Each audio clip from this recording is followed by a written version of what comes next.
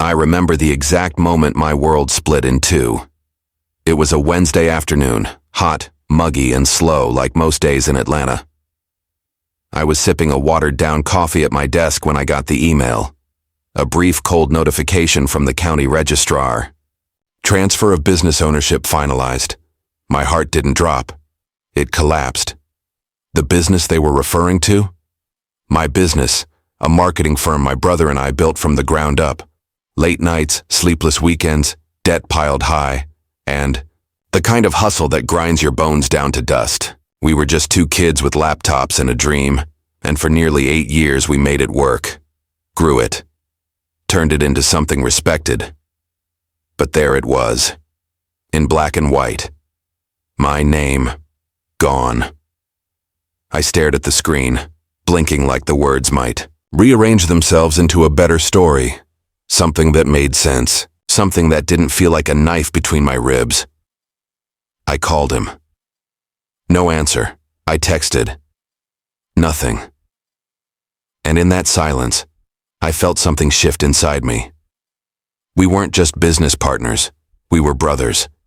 Same blood, same struggle, same childhood. Memories of fixing broken fans in the heat and splitting one bowl of rice when money was tight. We survived our parents' divorce together, slept in the same room till we were 20. He was the one who stayed up all night when I had panic attacks in college.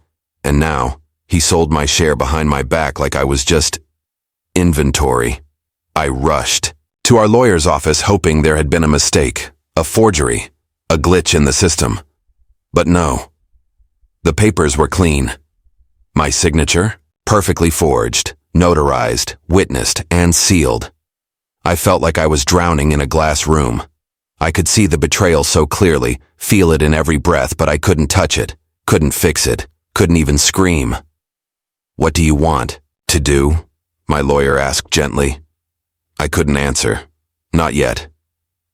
I drove home that night in silence, the city buzzing around me like a world I no longer belonged to. Everything we'd built, every client, every employee, every award on that dusty office shelf, he'd kept it all, scrubbed me out of existence like I was never there. And the worst part? There were no signs, no arguments, no tension, just betrayal, clean and sudden like a guillotine. I sat in my apartment, staring at the ceiling, wondering how you even begin to process something like that. Anger bubbled under my skin, sadness clawed at my throat, but more than anything, I felt fire. If he thought I'd disappear quietly, if he thought he'd erased me from my own story, he didn't know who he was messing with. He may have stolen the name, but I was the brand, and I was about to prove it. The days that followed felt like moving through fog. Sleep was pointless. Food tasted like cardboard. My phone was a war zone. Calls from clients I used to handle, now redirected. Emails bounced back with cold auto replies. Even the company website had scrubbed me clean, like I'd never existed. My bio, my photo, the press features I'd written, they were all gone. The silence from my brother wasn't just loud, it was calculated. At first I told myself it had to be a mistake. Maybe he panicked. Maybe something was going on in his life that I didn't know about. But that small flicker of hope, the part of me that still wanted to believe in him, flickered out fast. I drove by the office one evening after dark, parked, across the street in my old beat-up Camry. The windows glowed from inside, warm and golden. People were still working, laughing, talking. I saw him, my brother, standing near the conference table, holding court like he always did, smiling like nothing had changed. And that's when it hit me. To him, nothing had changed. To him, I was already gone. The next morning, I made a list, everyone I'd brought into the company, clients, contractors, interns, the mentor who once vouched for us when no one else would. I started making calls, not to stir drama, just to see how far this had gone. "Hey Jen, it's me, Ty." "Oh, hey, I thought you left the company." "Paul, did you hear what happened?" "Honestly, I was told you were stepping down, burnt out or something." "He told you what?" Every conversation felt like a slap. He'd built a narrative without me, framed it like I'd willingly walked away. Burnout, creative differences, wanting to go solo. And the crazy thing? People believed it. He was the composed one, the charming one. I was the one who got too emotional, too attached. But then came the real gut punch. I got a call from Darren, one of our original web developers. He'd been with us since we were two broke kids working out of my living room. Hey man, I've been meaning to reach out. Look, I didn't want to get involved, but something's off. I thought you knew. Knew what? Your brother's been moving money, quietly, months ago. He started setting up a separate account. I only found out when I saw duplicate invoices with different banking details. At first I thought it was fraud. Wait, what? He's been shifting assets for a while, Ty. This didn't just happen overnight. I sat there, stunned. This wasn't a last-minute betrayal. It was a long con, a quiet unraveling of trust, and it had been happening right under my nose.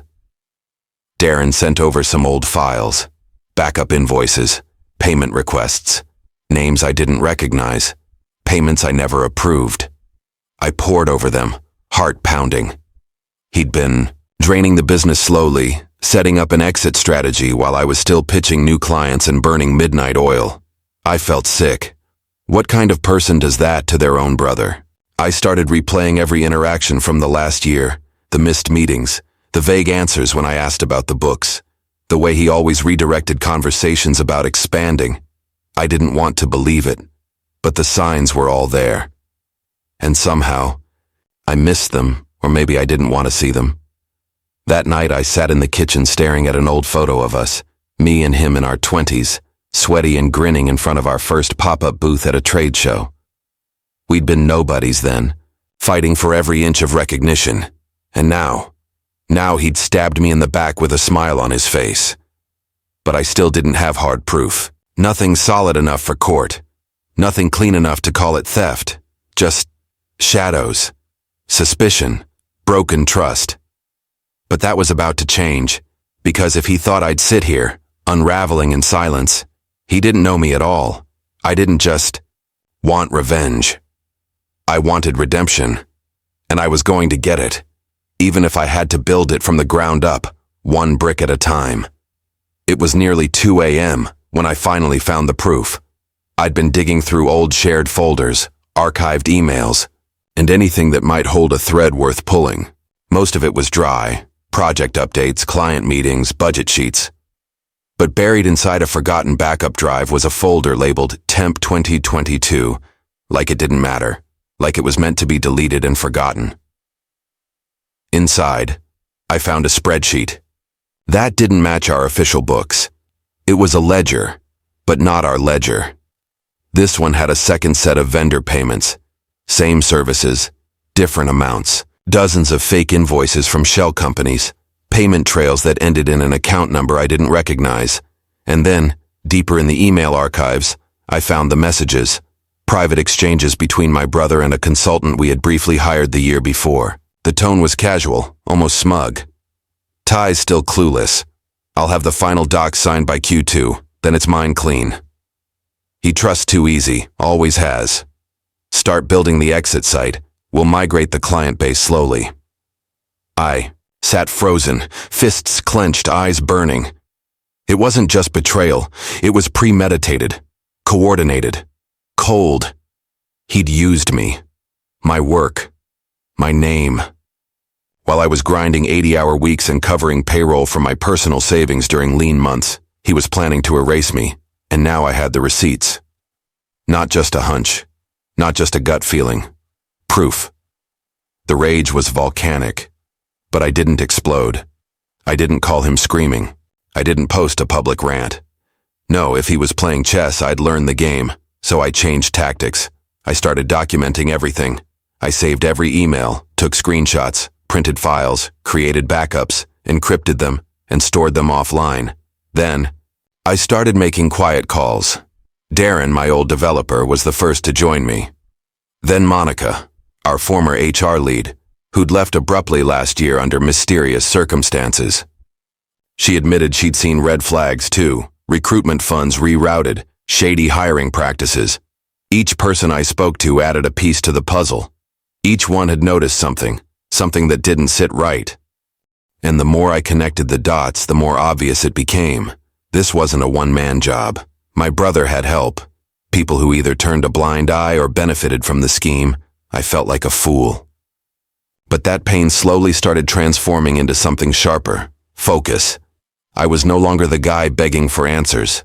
Now I was building a plan. One night, after hours of digging, I opened a new document and typed 3 words across the top. Phoenix. Project. That's what I started calling it. My quiet rebellion. It wouldn't just be revenge. It would be rebirth. I'd build a new company. From scratch. No investors. No recycled branding. And definitely, no ties to him. But this time, it wouldn't just be about business.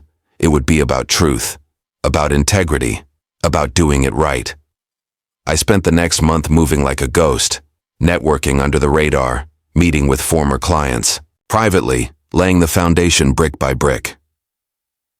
I worked out of a tiny co-working space downtown with flickering lights and peeling paint. It wasn't pretty, but it was mine. Every day I'd wake up with that knot in my chest. The betrayal never left, but it fueled me, drove me. I reconnected with a few key vendors who had gone silent when the transition happened, told them my side of the story. Some were cautious, but others were furious when they learned the truth. Turns out my brother had quietly raised rates, downgraded service packages, and pocketed the difference. He wasn't just a thief, he was sloppy, and people were starting to notice. I knew I couldn't take him down directly. Not yet. He had the name, the reputation, the client list. He had the lawyers, but what he didn't have anymore was the heart of the business. Me. And now I was laying the foundation for something better. Something real. Every night, I'd stare at the Phoenix Project folder, now full of ideas, plans, sketches. I wasn't just surviving. I was engineering a comeback, a quiet, methodical one, the kind that doesn't announce itself with fireworks, but with results. And when I finally struck, it wouldn't be loud. It would be lethal. He took my company, but I was about to take his crown. It all came to a head on a Thursday morning, exactly 6 months to the day since he stole everything. The night before, I barely slept. I kept pacing, rehearsing what I was going to say. Part of me wanted to scream, to fight, to burn everything down. But I knew better. This wasn't about vengeance anymore. It was about truth. The moment had to be surgical, precise. I had everything. Lined up, documents, emails, testimony. I had a whistleblower report prepared by Monica, backed by financial evidence from Darren. Even old clients were willing to speak up now. They'd seen enough, but the real move wasn't the lawsuit I was about to file. It was the presentation. See, every year our company hosted a big client showcase event. It was his pride and joy. Fancy suits, champagne, keynote speeches, press in attendance. This year, he was presenting under our brand's new name. Same, face, new packaging. He had no idea I'd be there. I wasn't invited, of course not. But I didn't need an invitation. I walked in wearing a dark gray suit, nothing flashy. Calm. Cold. I'd registered as an industry guest, through an old contact still working the events list.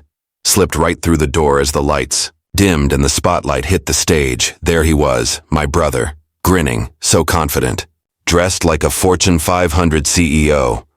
He opened his mouth to deliver his speech, something about growth, innovation, legacy, and that's when I walked toward the front. The room began to stir, people turned, whispers grew. He saw me, and for a second, he froze. His lips parted. A flicker of confusion passed across his face, followed quickly by fear. I stopped dead center, raised my hand.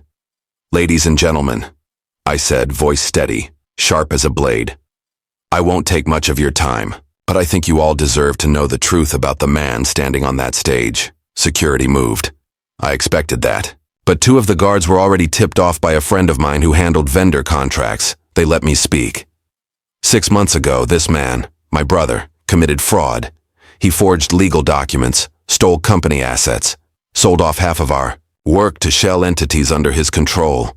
I have the records, I have the names, and I have the witnesses. Gasps rippled through the room. He tried to cut in. That's enough, Ty. You're not welcome here. But I wasn't done. I pulled a USB from my pocket and handed it to the AV technician, who I'd paid a quiet visit to earlier that morning. Play it, I said. The lights dimmed again. On screen, an email appeared. His words, typed and dated. Ty's too naive to see it coming. Then a screenshot of double invoices, then the ledger discrepancies, then a video clip, Monica, on record. I was HR director. I was ordered to hide payroll changes and terminate employees who asked. Too many questions. The room was dead silent. He tried to speak again, stammering. This is manipulation. He's twisting everything. I turned to face him directly. You betrayed your own blood, lied to our team, stole from people who trusted you. And for what? A brand? A name? You think the world won't find out who you really are? His jaw clenched. You walked away. I kept the company alive. You were burning out. No, I snapped, stepping closer. I was building something honest. You were burying it while I wasn't looking. I pulled out the final card. My legal team filed a full civil suit this morning. Fraud, forgery, corporate theft. And guess what? 3 former employees are testifying. One of your investors already pulled out. He paled. The crowd shifted. Some people started leaving. Others filmed the scene with their phones. I took a breath. My heart thundered in my chest, but I was steady. I didn't come here to destroy you, Marcus. You did that yourself. I came to reclaim my name, my truth. When I walked off the stage, security didn't stop me. Outside, the air was crisp, cold wind against my face. I exhaled for what felt like the first time in weeks. My phone buzzed. Messages were already coming in. We want to work with you again. That was brave. Tell us more about your new venture. And there it was. I hadn't just exposed him. I'd opened the door to something new, not revenge, redemption. And I had earned it. Every painful, soul-crushing step of the way. The fallout was immediate. Within 48 hours, 3 of his biggest clients announced they were severing ties, publicly. One even posted a statement praising me for my transparency and integrity, in the face of corporate betrayal. That stung him more than any lawsuit ever could. By the end of the week, the story had gone viral.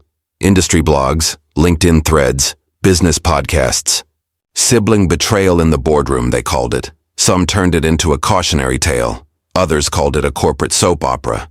But for me, it was closure, raw and real. The civil suit gained traction fast. My legal team was solid and the evidence was undeniable.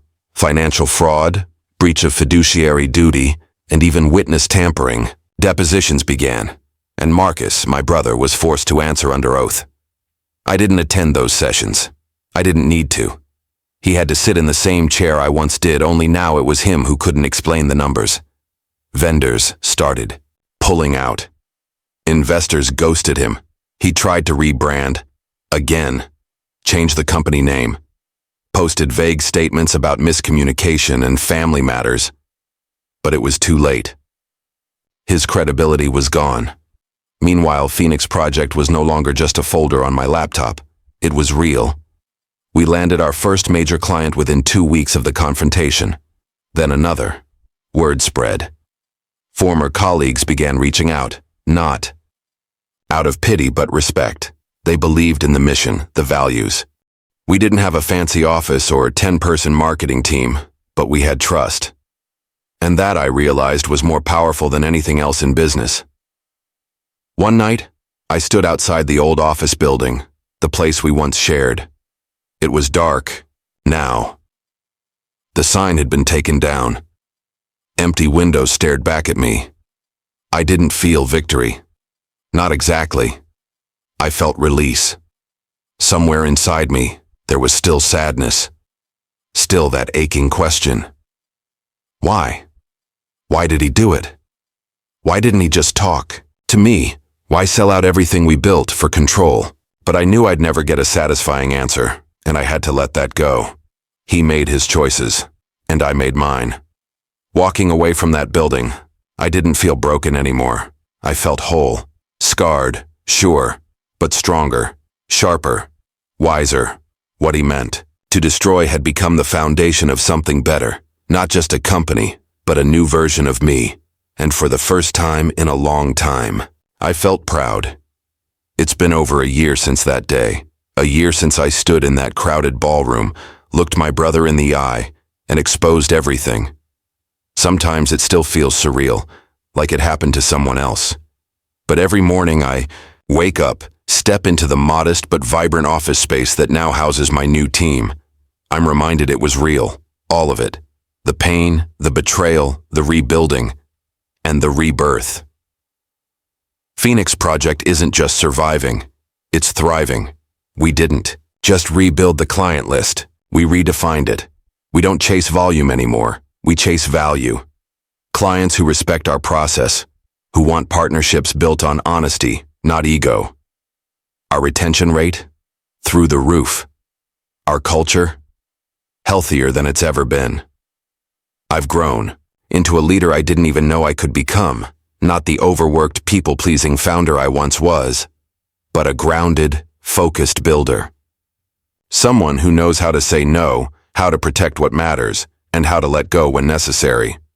We've expanded into 2 new cities, brought on a few investors, my kind of investors, ones who saw my journey, not just my pitch deck. But the real change was personal. For a while, I couldn't say his name without my chest tightening. I avoided family gatherings, cut off mutual friends. I even considered changing my last name, just to escape the shadow he left behind. But with time and therapy, I stopped running. I accepted that closure doesn't always come with a neat ending. Sometimes it's just choosing peace every single day. I still don't know exactly why he did it. Maybe it was greed.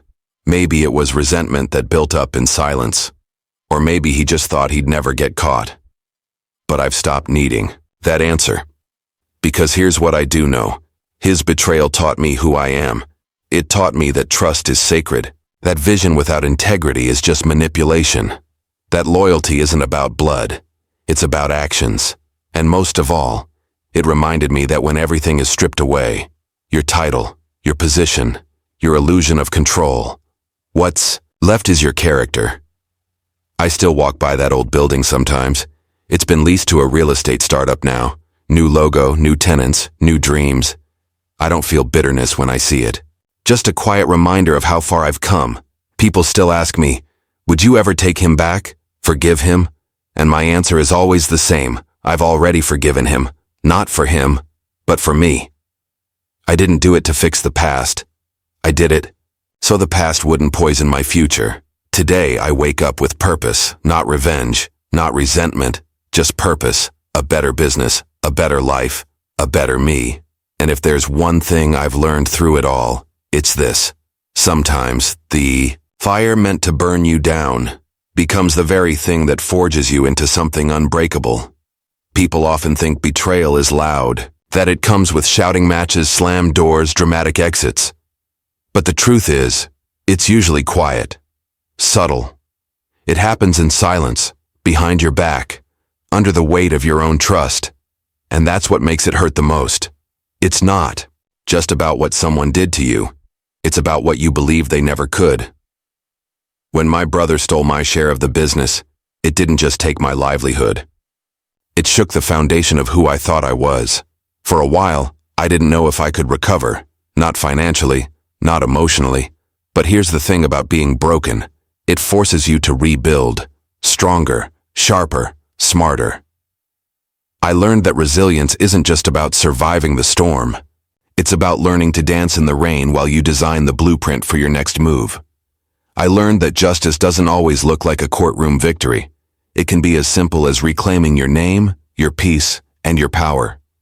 And I learned that true strength isn't about never being betrayed. It's about refusing to let betrayal define you. If you're listening to this and you've been blindsided by someone you trusted, don't let it end your story. Let it start a new chapter. One where you stop begging people to see your worth and start building a world that reflects it. One where you let the pain sharpen you, not shatter you. And one where you understand that loyalty means nothing without respect, and respect starts with you. I lost a business. I lost a brother. But I found myself, and honestly, that was the greatest profit I've ever made. So whatever you're going through, just know you're allowed to be angry. You're allowed to grieve.